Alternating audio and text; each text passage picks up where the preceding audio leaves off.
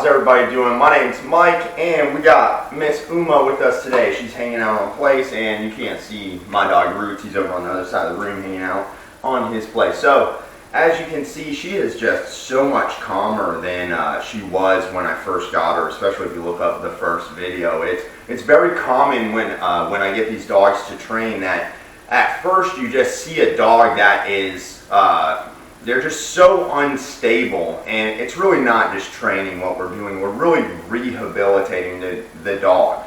You know, we're making the dog more stable in its head, right? So this dog now, if you observe her, she's like a service dog, you know, and that's what you're going to see from any trained dog. You know, any trained dog that I am around and have gotten through most of the training, you're going to see them all behave a similar way, which is very relaxed, waiting for you, looking at you, observing you, paying attention to you.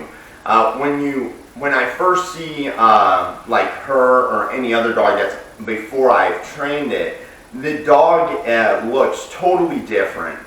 The dog is constantly searching. Anything it hears, it triggers the dog.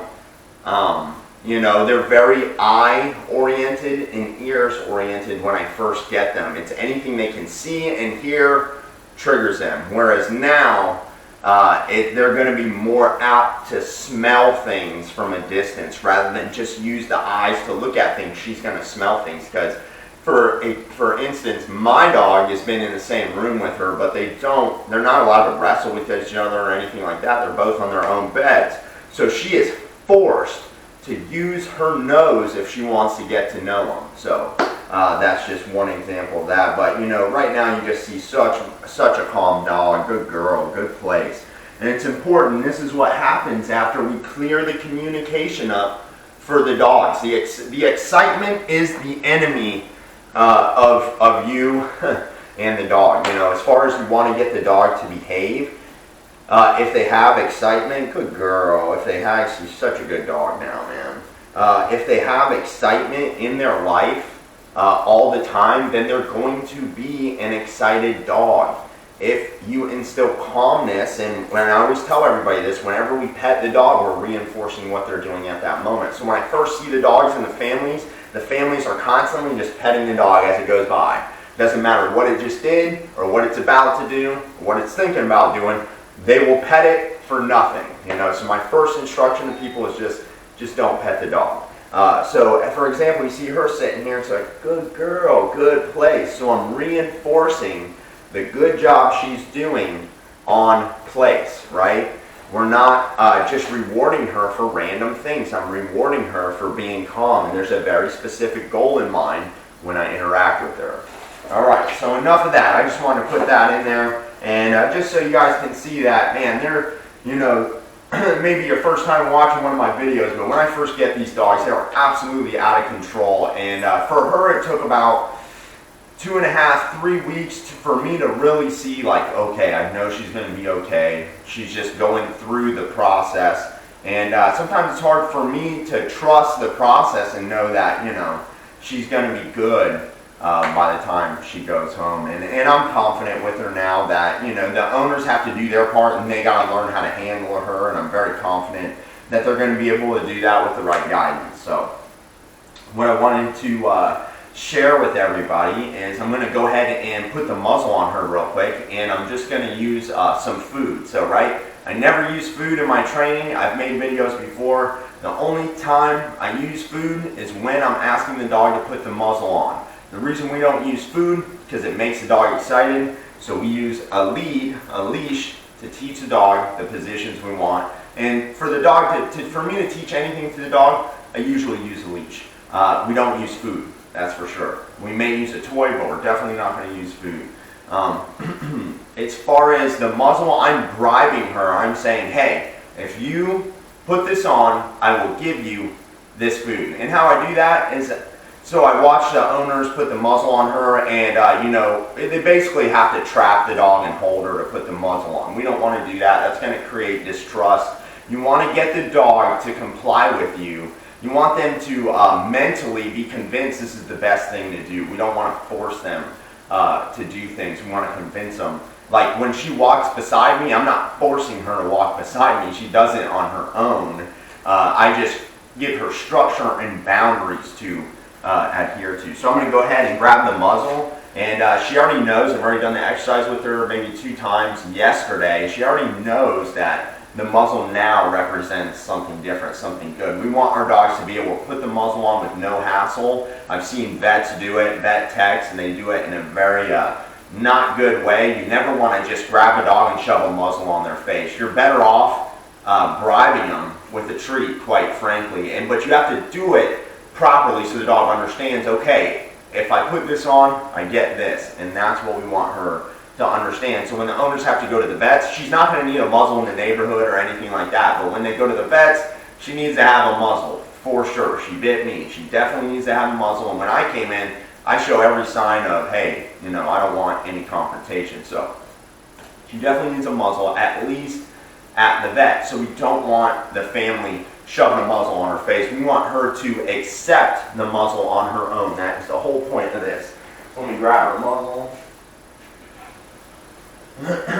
She's got kind of a heavy-duty muzzle. This is a muzzle they already had when I see how she's curious about it. Place.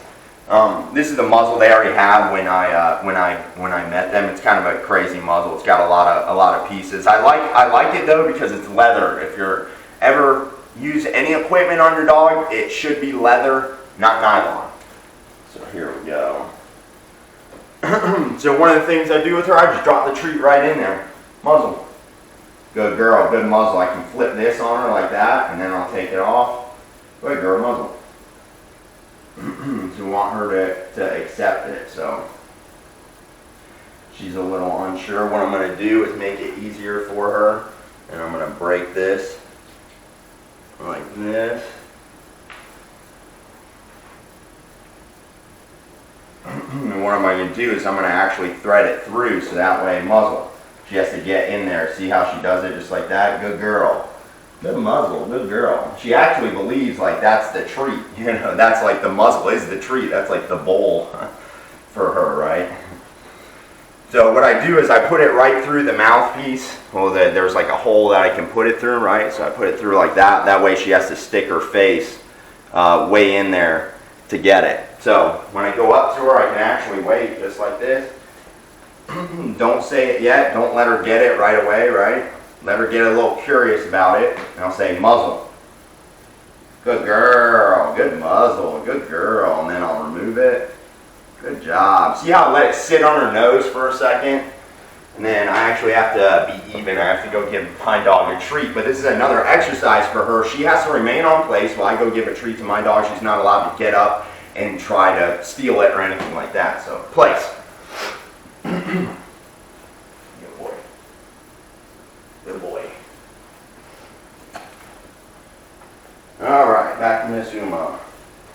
So here we go. So I get myself in position, just like this. You want to make them a little bit curious like that. And get down, muzzle. Atta girl, good muzzle. And then I'll flip it on her face. Good girl, just like that. Hold it there. Good girl. Take it off. Don't make them have that on too long because they're not going to enjoy it. So again, it's all about her doing just that, what we just did. I just want her to accept the muzzle without me having to shove it on. And then what happens, I'll put it on, then I'll actually strap it around her. So, muzzle.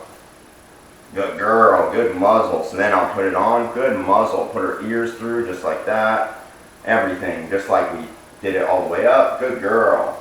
Leave it on for a sec, and then I can take it right off. It's important that you see her not trying to shake it off. So that's how you get the dog to accept a muzzle without you having to trap them and throw it on their face. You definitely want them to do it like this. So it's going to be very easy for the owner. You want her to put this on, you go ahead and say muzzle, and then she's going to say, okay, there's a treat in there. So she's okay with putting her face inside of the muzzle for the treat. She's okay with that, right? And you saw how I left it on her face, and she was still okay with it. She was not trying to fling it off. You know, she may try to do that eventually when she has it on long enough and she's not still getting the treat, but psychologically for the dog, this tool represents food for her, so it's a much nicer thing for her to see this when this comes out, and it's also much easier for her to want to accept that. So training and rehabilitating the dog is all about how do we make life easiest for the humans and the dogs.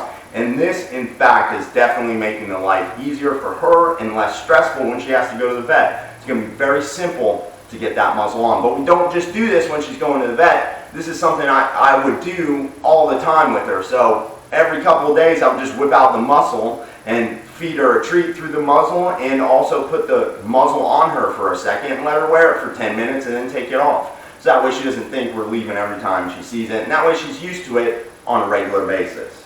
Good girl, good place. She's doing great.